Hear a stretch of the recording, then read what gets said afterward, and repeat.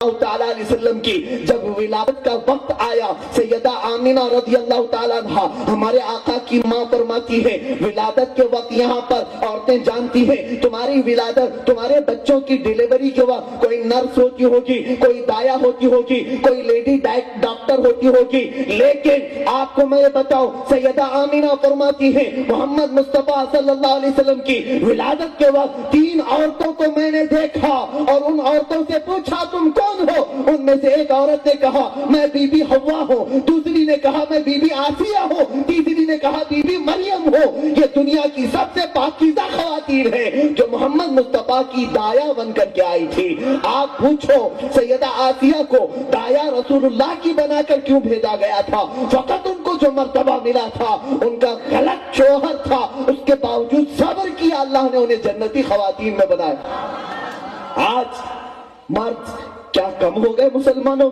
مردوں کی تعداد آج بھی الحمدللہ بہت ہے۔ عورتوں سے گزارش ہے تمہیں یہ جو چہرے باہر نظر آتے ہیں کبھی ہوتا ہوگا عورتوں کی فطرت میں بتاؤں، مردوں کی آنکھیں اگر تمہیں تیز نگاہوں سے گاڑنے لگ جائیں تم یہ مت سمجھو کہ یہ تمہیں دل سے چاہنے والا، بلکہ حدیث پاک کی روشنی میں تمہیں بتاؤں ایک مرد اجنبی عورت پر نظر ڈالتا ہے تو وہ مرد کی جو نگاہیں اگر عورت کو پسند آ گئی سمجھ لو وہ تمہارا مسلمان بھائی نہیں بلکہ اس کی شکل میں شیطان کھڑا ہوتا ہے اور وہ تم پر نظریں ڈالتا ہے تاکہ تم شیطان کے فریب میں پھنس جاؤ۔ پتہ نہیں کتنی خواتین کتنی بچیاں ایسی چلی گئی، لیکن آج کے بعد سے عہد کر لو مصطفیٰ کریم صلی اللہ علیہ وسلم کی میلاد میں آئی ہو، رسول کریم صلی اللہ علیہ وسلم پر جامع ساری پیش کرنے والی خواتین کا کردار میں نے تمہیں سنایا۔ ارے اس فاطمہ زہرا کا دوپٹہ پھٹا تو ہوتا تھا لیکن دھبے والا نہیں ہوتا تھا، ان کے چادر میں پیوند تو ہوتے تھے لیکن گناہوں کے دھبے نہیں ہوتے تھے۔ آج تمہارے کپڑے سفید ہوں گے، بہت زیادہ پریس کیے ہوں گے، لیکن غیروں کی طرف سے دیکھے ہوئے دھبے لگے ہوں گے۔ ان دھبوں سے اپنے آپ کو بچاؤ، اس لیے کہ آج ایک قوم کی بچی جب باہر نکلتی ہے تو اس کے ہاتھ میں اس کے باپ کی عزت بھی ہے، اس کے ہاتھ میں اس کے بھائی کی بھی عزت ہے، اس کی ماں کی بھی عزت ہے۔ میں آپ کو بتاؤں کئی ایسے معاملات پیش آ رہے ہیں۔ میں اپنے ماضی قریب کی بات، ایک بہت اچھے بزرگ کو میں جانتا ہوں، ایک مسجد کے متولی تھے، حلقہ ذکر کرایا کرتے تھے، بیٹی کو بہت اچھا پڑھایا، کالج میں BCom کیا، لیکن ہائے افسوس آج سے 3 سال پہلے آج بھی وہ حاجی صاحب موجود ہیں، مسجد چھوڑ دیا، گھر چھوڑ دیا۔ وجہ کیا ہے؟ ان کی بیٹی ایک کرسچن کے ساتھ چلی گئی، BCom تک پڑھایا تھا لیکن اس کے بعد حلقہ ذکر لگانا انہوں نے بند کر دیا، مسجد کی متولیت سے استعفا دے دیا۔ وجہ کیا ہے؟ ایک بیٹی گھر سے گئی تھی لیکن باپ کو ہمیشہ کے لیے ذلیل کر دیا، 4 لوگوں میں سر اٹھانے کے قابل نہ چھوڑا۔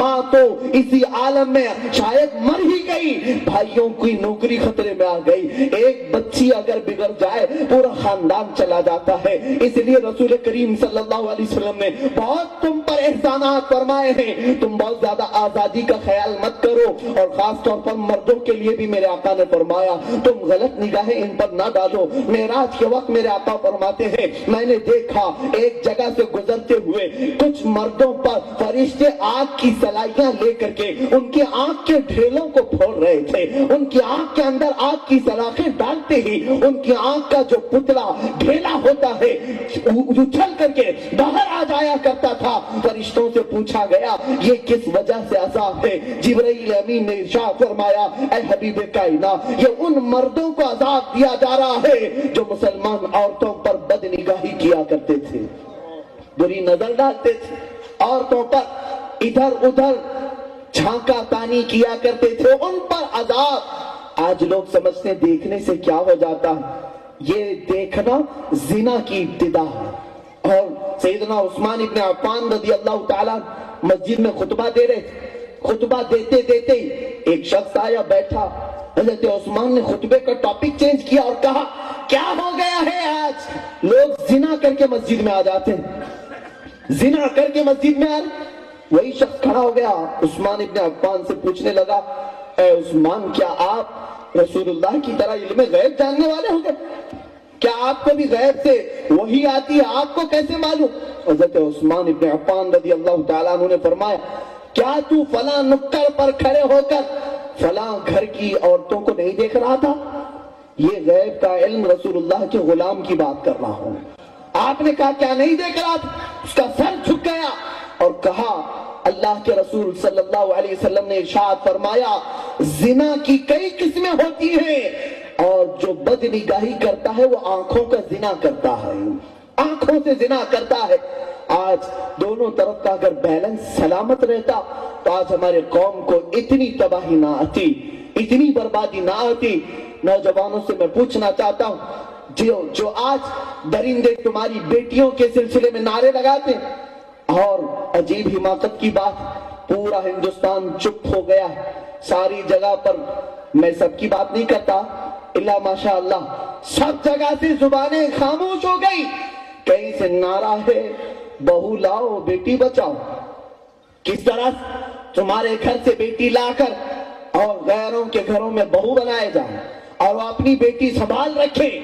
میں آج ان تمام لوگوں کے لیے بھی یہاں کہوں گا اللہ تعالیٰ نے جب تک زندگی دی ہے میں جیوں گا اور مجھے ان کی کوئی پرواہ نہیں ہے۔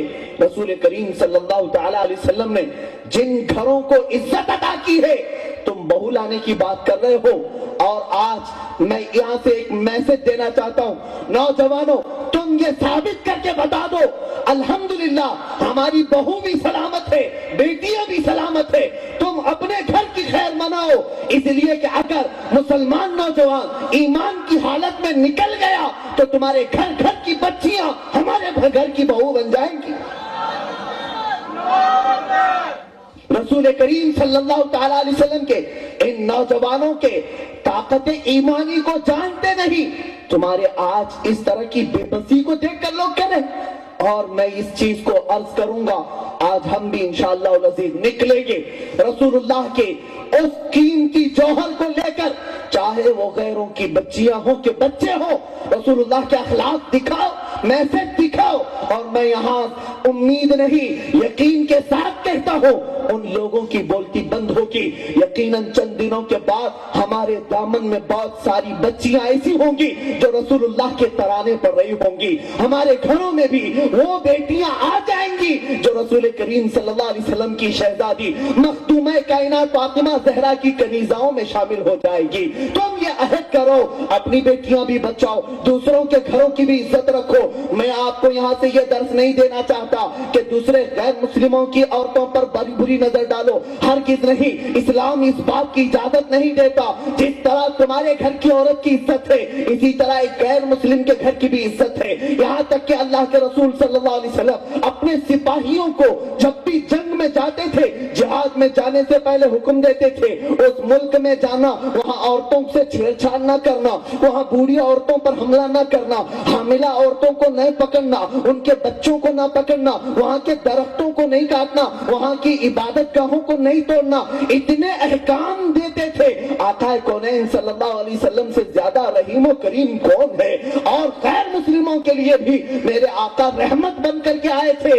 یقیناً میرے آقا صلی اللہ تعالیٰ علیہ وسلم اگر اپنے نوجوان صحابہ کو اجازت دے دیتے ہر گھر سے اٹھا لاؤ، ہر گھر کی بچیاں لے آؤ، تو میں سمجھتا ہوں دنیا میں آج کسی گھر میں خاتون اگر ہوتی تو مسلمان خاتون ہوتی، لیکن مصطفیٰ کریم نے اس طرح کی اجازت نہیں دی ہے۔ بس میں تمہیں میسج دینا چاہوں گا آج اپنی بچیوں کے لیے، اپنی بیٹیوں کے لیے جس طرح اسکول ضروری ہے، کالج ضروری ہے، اسی طرح دینی علوم بھی ضروری ہے، قرآن بھی ضروری ہے، حدیث پاک بھی ضروری ہے، اور رسول کریم کے وہ جانثار خواتین کے واقعات بھی ان کے لیے ضروری